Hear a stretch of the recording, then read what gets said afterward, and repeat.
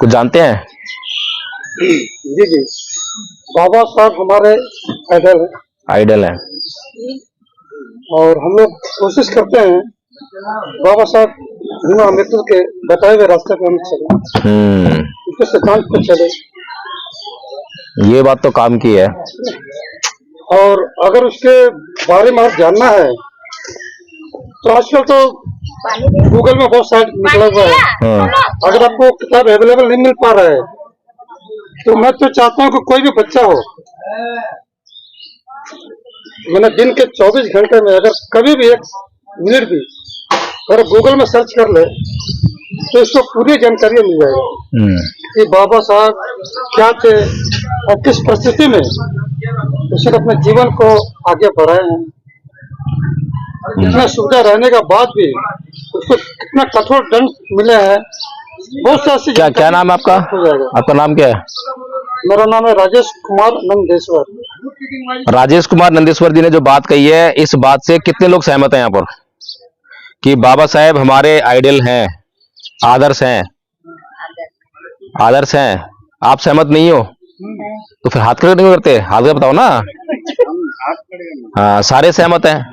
ठीक है, बहुत बढ़िया बात है, अच्छी बात है। अच्छा, बाबा साहेब ने हमारे लिए जो है क्या काम करा जो कि हमारे आदर्श बन गए? पता होना चाहिए ना हमें। जी। तो क्या काम करा बाबा साहेब ने? बाबा साहब हम लोग को ऊपर उठाए। कैसे उठा दिया ऊपर? क्रेन लेकर आए थे? तो कैसे उठाए ऊपर? बाबा साहब ने हमारे लिए बहुत से आंदोलन किए थे, जैसे कि मंदिर में प्रवेश ना करो। मंदिर प्रवेश करो या मत करो?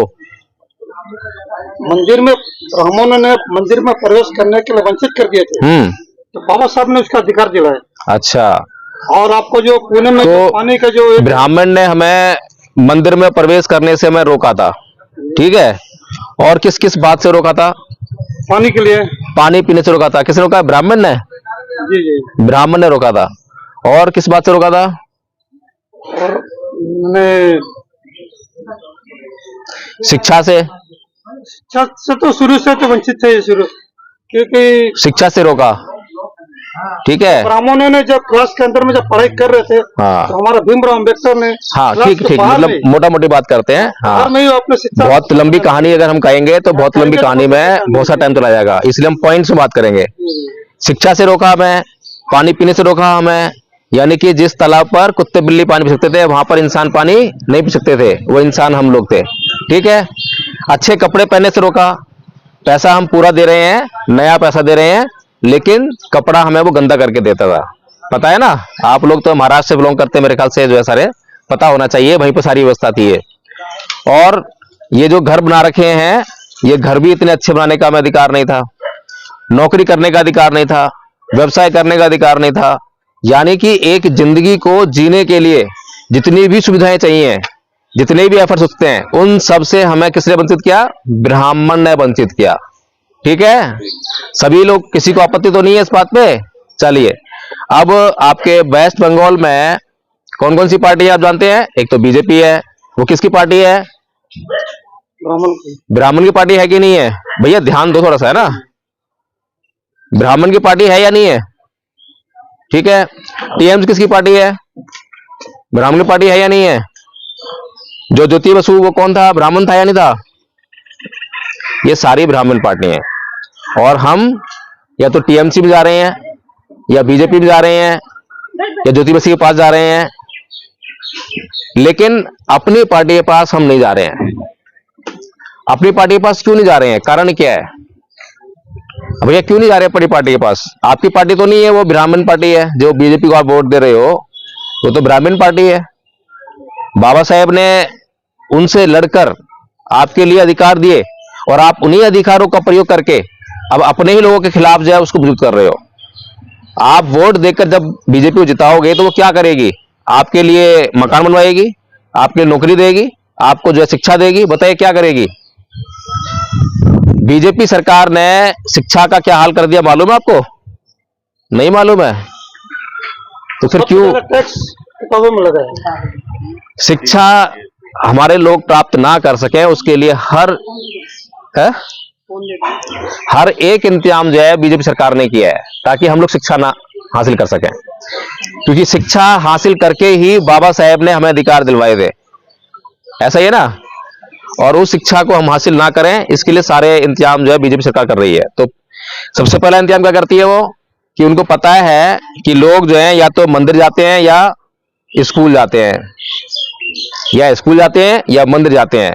जो लोग स्कूल जाते हैं वो मंदिर नहीं आते, और जो लोग स्कूल जाते हैं वो, और जो लोग मंदिर जाते हैं वो स्कूल नहीं आते, ऐसा ही है ना। तो सरकार क्या कर रही है, राम मंदिर बना रही है, और चारों तरफ जय श्री राम ये चल रहा है ना, और सब झंडे लगा रही है। ये सब किसके लिए लगा रही है, आपके लिए लगा रही है क्या? अभी जिस बाबरी मस्जिद को तोड़कर ये राम मंदिर बनाया गया, उस बाबरी मस्जिद को तोड़ने वाले कौन लोग थे? ब्राह्मण लोग थे, हैं? हमारे लोग थे। हमारे लोगों ने बाबरी मस्जिद को तोड़ा उस पर चढ़कर, क्योंकि वो हिंदू बन गए ना। जब तक हिंदू रहेंगे तो हिंदू रक्षा करनी पड़ेगी। मैं तो इस घर में हूं तो रक्षा करनी पड़ेगी ना मुझे, तो मैं हिंदू धर्म में हूं तो मुझे हिंदू धर्म की रक्षा करनी पड़ेगी। आगे सब आ जाती है, हिंदू धर्म खतरे में है, चलो हम रक्षा करेंगे। किससे करनी है रक्षा? मुसलमान से करनी है, चलो तोड़ो उसकी मस्जिद, तोड़ दिया मस्जिद। उसके बाद राम मंदिर बना, राम मंदिर ट्रस्ट बना, वहां पैसा आ रहा है ना, एक दिन में कितना चंदा आया है ना, दान आ गया। उस पर किसका अधिकार है? जिसने मस्जिद तोड़ी उसका अधिकार है क्या? जिसने मंदिर बनाया उसका अधिकार है क्या? नहीं है। जो ट्रस्ट बनाया उसमें कितने SC STs हैं? आपके लोग कितने हैं उसमें? हाँ भैया, कितने लोग हैं उसमें ट्रस्ट में? कुछ भी मालूम नहीं है, लेकिन खाली वोट जो है अपना बीजेपी को देकर आते हो। कारण क्या है, मैं वो कारण जानना चाहता हूं ताकि हम लोग जो है समझ सकें उस कारण को। आप क्यों वोट देते हो बीजेपी को? क्यों TMC को वोट देते हो? क्यों ज्योति बसु को वोट देते हो? और क्यों अपने ही पार्टी को वोट नहीं देते हो? कारण क्या है, वो कारण जानना है ताकि हम उसका समाधान कर सकें। बताइए क्या कारण है? आपके चारों तरफ जो है लिखा हो TMC को वोट दो, बीजेपी को वोट दो, तो आप उससे प्रभावित होकर आप वोट देते हो। बहुत बड़ी रैली कोई लेके जा रहा हो उसको आप वोट देते हो, या फिर 2 दिन पहले कोई पैसा खर्च करके जाए, आपको कुछ दारू बांट के जाए, कुछ पैसे बांट के जाए, उसको वोट देते हो। यही सब आधार है।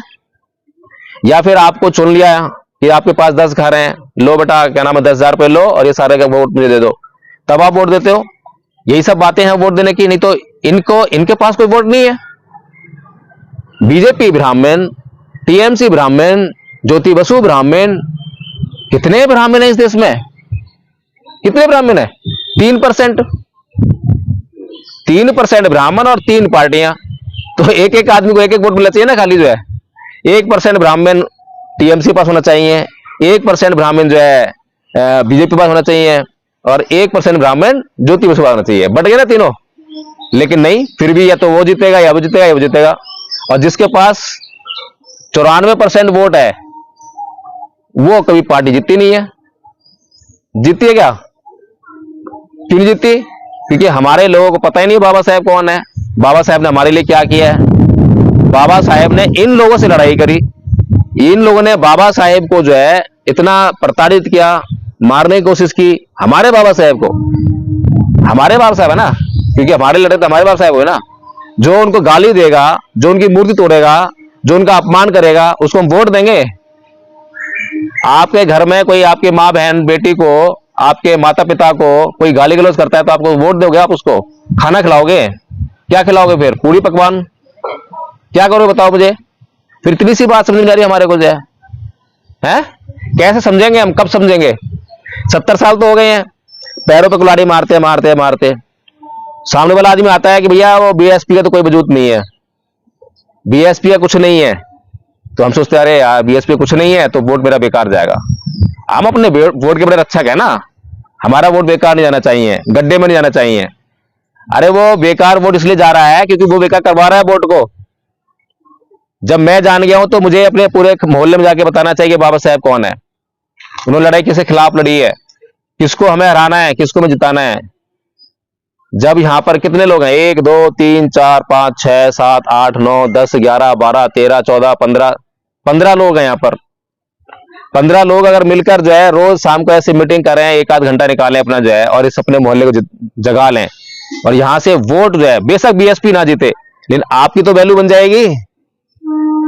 टीएमसी वाला जब यहां पर आएगा नेता, तो आप उससे कुछ भी काम करवाओगे, नहीं करवाओगे?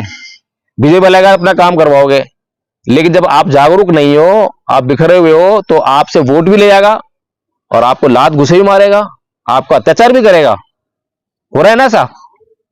मुझे बताओ कि दिल दुख बात अत्याचार हो रहा है, नहीं हो रहा देश में? मुसलमानों पर अत्याचार हो रहा है, नहीं हो रहा इस देश में? नहीं हो रहा है?